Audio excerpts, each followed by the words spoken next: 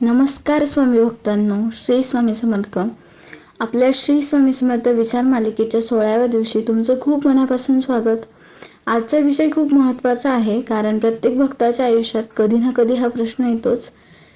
तो म्हणजे, मी स्वामींची भक्ती करते तरी अडचणी का येतात? मी नामस्मरण करते तरी दुःख का संपत नाही? तर मित्रांनो, हा प्रश्न चुकीचा नाही, पण त्यामागचा दृष्टिकोन समजून घेणं खूप गरजेचं आहे. आज आपण समजून घेणार आहोत स्वामी भक्तीतील परीक्षा म्हणजे काय आणि अडचणींमागे खरा अर्थ काय आहे.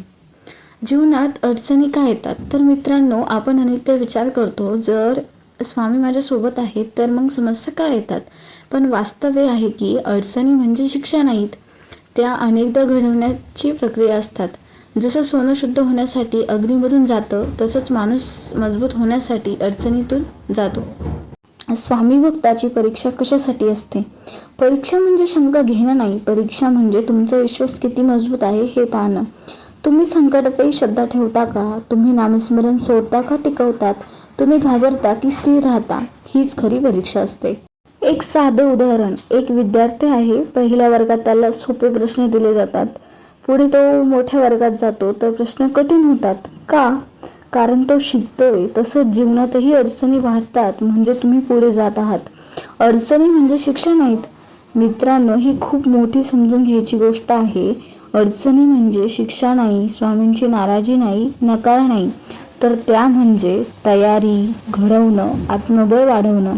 स्वामी आपल्याला का थांबवतात? कधी कधी आपण मागतो ते आपल्यासाठी योग्य नसतं. स्वामी थांबवतात कारण ते तुमच्यासाठी योग्य वेळ तयार करत असतात. आपण घाई करतो तेव्हा आपण अपूर्ण निर्णय घेतो, पण स्वामींना योग्य वेळ माहीत असतो. एक प्रेरणादायी कथा बघूयात. एक भक्त रोज प्रार्थना करायचा, स्वामी मला लवकर यश द्या, पण सतत अपयश होतं.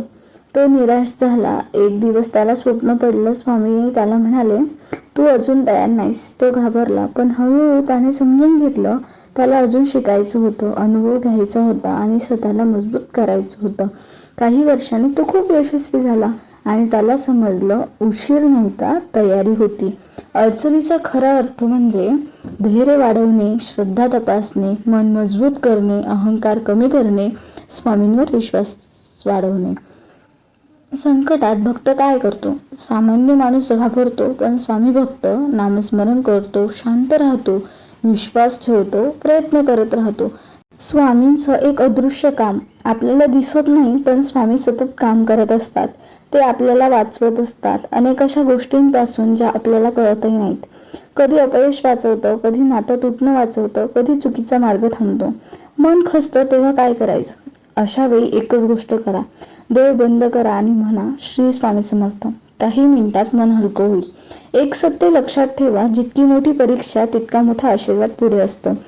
आजच्या काळात लोक पटकन हार मानतात, पण लक्षात ठेवा, यश मिळवणारे लोक परीक्षा टाळत नाहीत, तर त्यातून जातात. आजचा संकल्प करूयात. मनापासून म्हणा, स्वामी माझ्या आयुष्यात येणाऱ्या प्रत्येक परीक्षेत मला स्थिर राहण्याची शक्ती द्या. माझा विश्वास कधीही कमी होऊ देऊ नका. मित्रांनो, जीवनातील अडचणी म्हणजे शेवट नाही, त्या नवीन सुरुवातीची तयारी असतात. स्वामी कधीच तुम्हाला सोडत नाहीत, ते तुम्हाला घडवत असतात. लक्षात ठेवा, अंधार कितीही गडद असला तरी तो प्रकाश येण्यापूर्वीच असतो आणि जिथे श्रद्धा आहे तिथे स्वामींची साथ नक्की आहे. श्री स्वामी समर्थ. हा विचार तुम्हाला आवडला असल्यास लाईक करा, शेअर करा आणि जर चॅनलवर नवीन असाल तर सबस्क्राईब करायला विसरू नका. उद्या पुन्हा भेटूयात अशाच एका नवीन विचारांसोबत. तोपर्यंत श्री स्वामी समर्थ.